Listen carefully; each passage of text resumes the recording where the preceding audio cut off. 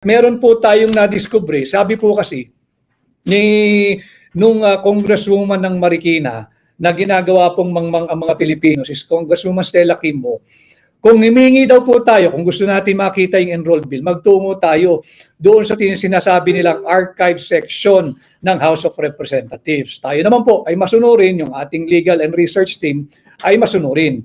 Tumungo po sila diyan sa tinatawag nating archive section or archive department ng House of Representatives.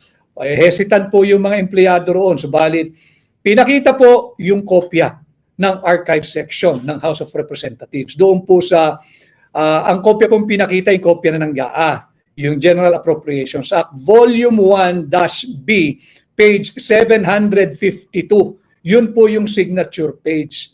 Wala rin pong pirma ang Speaker of the House.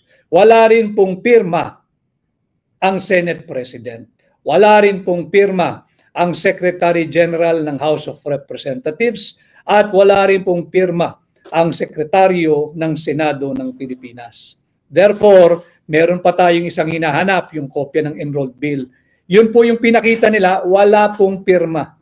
At pakikita ko kasi alam ho ninyo, ang nagsabi po kasi na magpunta sa archive section mismo si Congresswoman Stella Kimbo. Sinusunod lang natin yung kanyang payo dahil masunurin po ang mga miyembro ng Hakbang ng Maisog, di nagre-research po lahat. At yun nga po, nagpunta roon at ito po ang nakita. Ipapakita ko lamang po sa inyo.